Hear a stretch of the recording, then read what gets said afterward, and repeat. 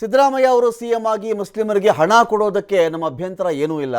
ಆದರೆ 10,000 ಕೋಟಿ ಕೊಡ್ತೀನಿ ಅಂತ ಹೇಳ್ತಾ ಇದ್ದಾರಲ್ಲ, ಇದು ಓಲೈಕೆ ರಾಜಕಾರಣ ಅಲ್ವಾ? ಈ ಓಲೈಕೆ ಮಾಡ್ತಿರೋದು ಶೋಭೆ ಅಲ್ಲ, ಇದು ಮುಖ್ಯಮಂತ್ರಿಗಳಿಗೆ ಶೋಭೆ ತರಲ್ಲ ಇದು ಅಂತ ಮುಖ್ಯಮಂತ್ರಿ ಸಿದ್ದರಾಮಯ್ಯ ವಿರುದ್ಧವಾಗಿ ಮಾಜಿ ಸಿಎಂ BS ಯಡಿಯೂರಪ್ಪನವರು ವಾಗ್ದಾಳಿ ಮಾಡಿದ್ದಾರೆ.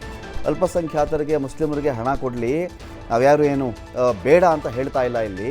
ಆದರೆ 10,000 ಕೋಟಿ ಕೊಡ್ತೀನಿ ಅಂತ ಹೇಳ್ತಾ ಇದ್ದಾರಲ್ಲ, ಇದು ಶೋಭೆ ತರೋ ವಿಚಾರ ಅಲ್ಲ ಅಂತ BS ಯಡಿಯೂರಪ್ಪನವರು ವಾಗ್ದಾಳಿ ಮಾಡಿದ್ದಾರೆ. ಅವರ ಹೇಳಿಕೆಯಿಂದ ಇದು ಹಿಂದೂಗಳ ಆಕ್ರೋಶಕ್ಕೆ ಒಂದು ಅವಕಾಶ ಮಾಡಿಕೊಟ್ಟಂತೆ ಆಗ್ತಾ ಇದೆ. ಈ ರೀತಿ ಮಾತುಗಳನ್ನು ಮುಖ್ಯಮಂತ್ರಿ ಅವರಿಂದ ನಾವು ನಿರೀಕ್ಷೆ ಮಾಡಿರಲಿಲ್ಲ. ಈಗಾಗಲೇ ಅವರ ಹೇಳಿಕೆಯನ್ನು ಮಠಾಧಿಪತಿಗಳು ಸೇರಿ ಎಲ್ಲರೂ ಕೂಡ ಖಂಡಿಸಿದ್ದಾರೆ. ಏನಾದರೂ ಮಾತನಾಡಬೇಕಾದ್ರೆ ಎಚ್ಚರಿಕೆಯಿಂದ ಮಾತನಾಡಬೇಕಲ್ವಾ ಮುಖ್ಯಮಂತ್ರಿಗಳು ಅಂತ ಯಡಿಯೂರಪ್ಪನವರು ಹೇಳಿದ್ದಾರೆ.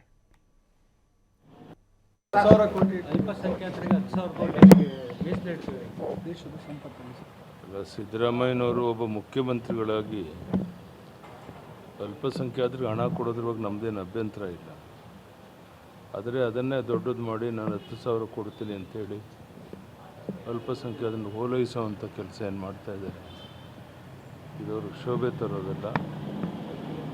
ಮತ್ತು ಇದರಿಂದ ಹಿಂದೂಗಳ ಆಕ್ರೋಶಕ್ಕೂ ಒಂದು ರೀತಿಯ ಅವಕಾಶ ಆಗುತ್ತೆ. ಈ ರೀತಿಯ ಮಾತುಗಳನ್ನು ನಾನು ಮುಖ್ಯಮಂತ್ರಿ ನಿರೀಕ್ಷೆ ಮಾಡಿರಲಿಲ್ಲ. ಈಗಾಗಲೇ ಅವರ ಹೇಳಿಕೆಯನ್ನು ಮಠಾಧಿಪತಿಗಳು ಸೇರಿ ಎಲ್ಲರೂ ಖಂಡಿಸಿದ್ದಾರೆ.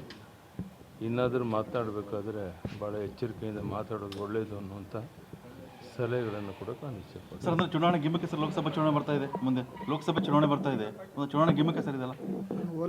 ಚುನಾವಣೆಯಲ್ಲಿ 100ಕ್ಕೆ 100 BJP ಮೋದಿಯವರ ಹೆಸರಿನಲ್ಲಿ ನಾವು ಚುನಾವಣೆ ಗೆಲ್ತೇವೆ, ಅದರಲ್ಲೇನು ಅನುಮಾನ ಬೇಡ. ಈ ರೀತಿ ಓಲೈಕೆ ರಾಜಕಾರಣದಿಂದ ನಾವೆಲ್ಲ ಚುನಾವಣೆ ಗೆಲ್ತೇವೆ ಅನ್ನೋ ಭ್ರಮೆಯಲ್ಲಿದ್ದರೆ ಅದು ಸಾಧ್ಯ ಇಲ್ಲ. ನಿಶ್ಚಿತವಾಗಿ BJP ಪರವಾದ ವಾತಾವರಣ, ಮೋದಿಜಿಯವರ ಪರವಾದ ವಾತಾವರಣ ನಾವು ಎಲ್ಲ ಲೋಕಸಭಾ ಕ್ಷೇತ್ರನ ಗೆಲ್ಲಕ್ಕೆ ಪ್ರಯತ್ನ ಮಾಡ್ತಾ ಇದ್ದೇವೆ. 100ಕ್ಕೆ 100 ಅದರಲ್ಲಿ ಯಶಸ್ವಿ ಆಗ್ತೇವೆ ಅನ್ನೋ ವಿಷಯ.